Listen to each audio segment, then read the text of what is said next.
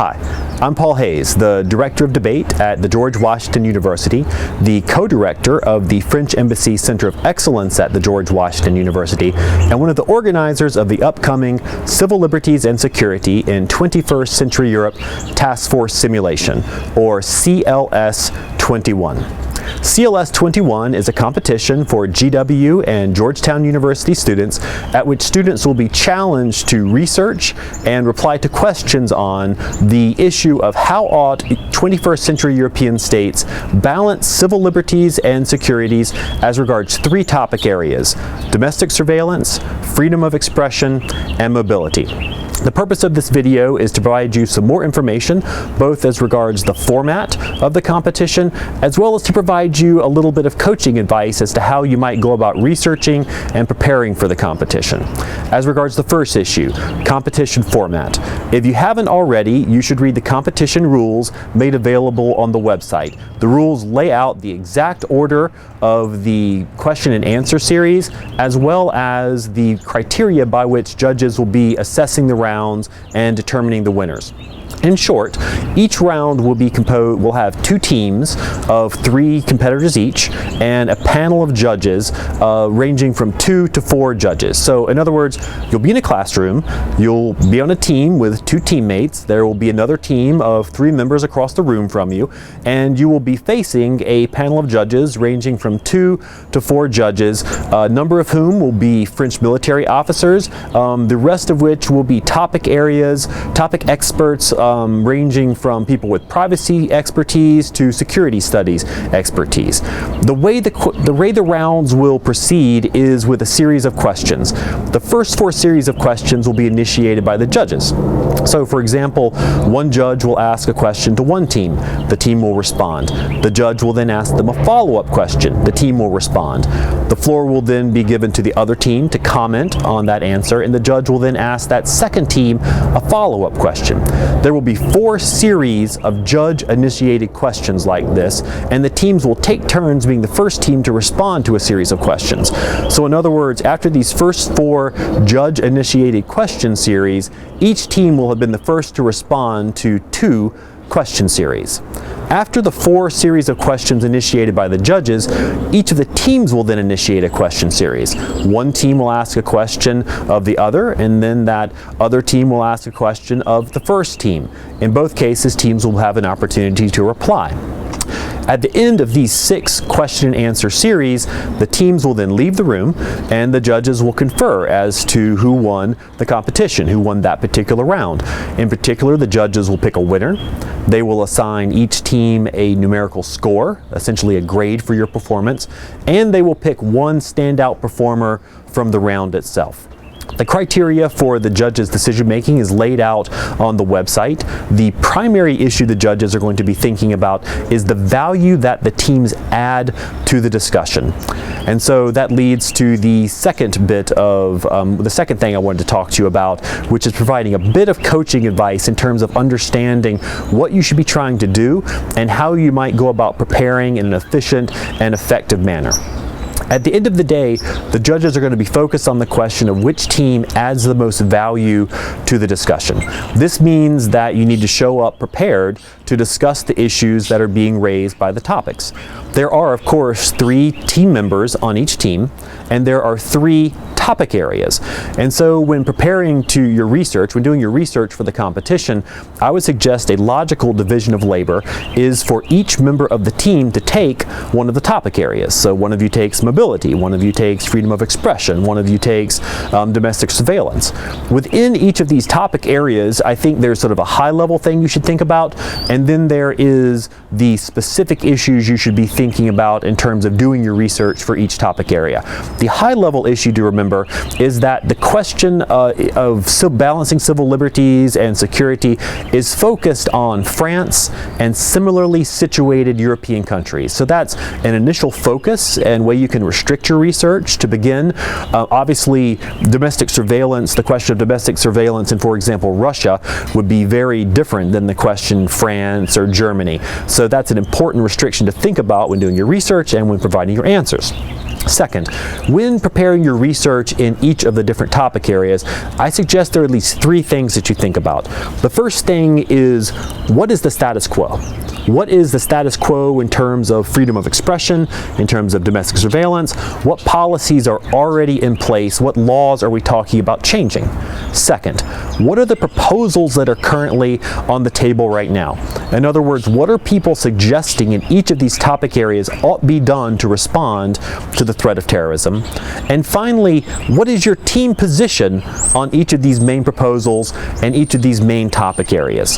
So that's the high-level research I think each team should do to be prepared to have a productive discussion at the simulation itself. In addition, I suggest each team consider the fact that there are a handful of questions that are equally relevant across the board.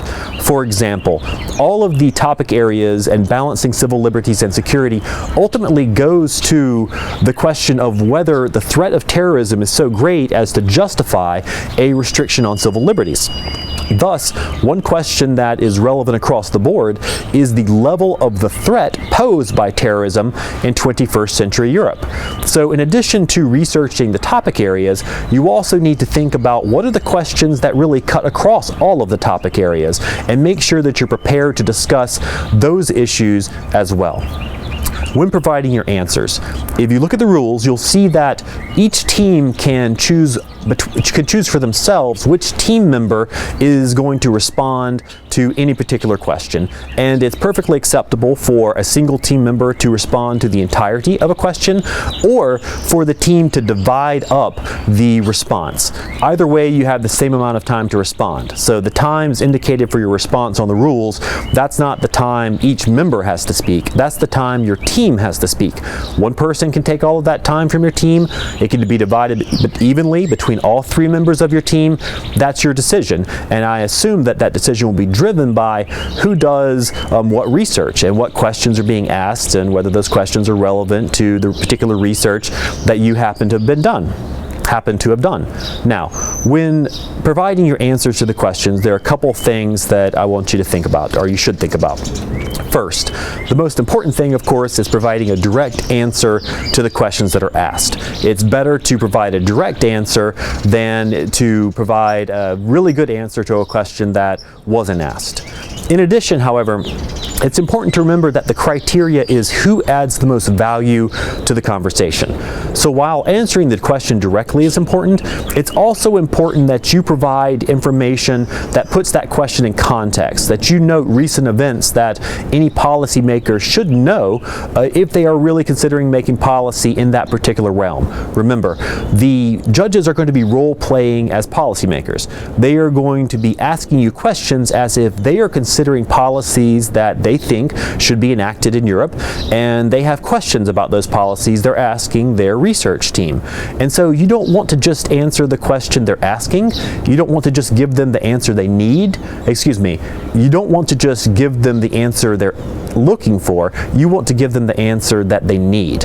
And I think that that's one of the big challenges of this competition. And of course, that's also one of the big challenges of being a professional. You are going to have the floor for a limited amount of time. It's important to provide people the information that they're asking for, but it's just as important, and sometimes even more important, to provide people the information that they really need to understand the question they're asking and consider and make good decisions as regards the policy that is on the table. Finally, at the end of the round, each team will have an opportunity to ask questions of the other team. The judges are going to be directed to ask questions that are broad in nature for the original question, and then more specific for the follow-up questions. So for example, an initial question might be, what restrictions on freedom of expression do you think European states should enact in order to respond to the threat of terrorism? You'll then provide a response to that question. During your response, you may identify particular issues or raise additional questions, and the judge will follow up with a more specific question. So whatever examples you point to, whatever issues you raise during your answers, you need to be prepared to go into more detail should the judge decide to follow up on that particular question. Finally, as regards the questions that the 2 teams are asking each other, I would encourage all of you not to focus on gotcha questions, on trying to catch the other team off guard. That's tempting for strategic reasons, but the criteria is which team adds the most value to the round. And so I would focus instead on questions that really go to the fundamental issues raised by the topic and raised by the topic areas. And I would suggest preparing several questions, and hopefully in the round or in the competition, differences between you and the other team will open up.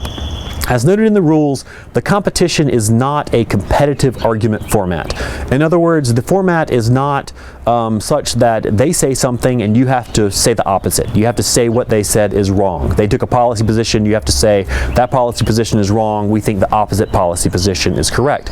Instead, it's perfectly acceptable for you to say, we agree with the policy position the other team has taken, but we think there are these other factors that you need to consider in order to fully appreciate why this is the best policy. So that's how you add value during the Q&A sessions, and that's how you should look to add value during the questions that you're posing to the other team. As opposed to trying to catch them off guard, you should be trying to really bring out the differences between you and highlight the work you've done in terms of studying the problems and preparing your policy positions. And so I would suggest you prepare several questions for the other team, and you listen during the round and try and identify what are the big differences between us and them in this round. And you try and tailor the questions that you prepared in advance to go towards and really highlight those differences. So if during the judge questions it seems you agree on how surveillance ought to be treated, you agree on mobility, but maybe you have differences on freedom of expression, or maybe you believe the reasons for a particular restriction really are distinct, I would focus your questions on those differences, because by bringing out those differences, you'll enable yourself to distinguish yourself. And by distinguishing yourself and by adding additional value to the conversation, I think that's how you will be successful in winning the rounds and ultimately winning the competition, and of course winning the trip to travel to Paris, to École de Guerre, to compete at the Taskforce simulation that will be held there in June. So that's an overview of the competition, the format, and some coaching advice on preparing for it. Good luck to all of our competitors. I look forward to meeting you in person on April 23rd at the Georgetown University at CLS 21.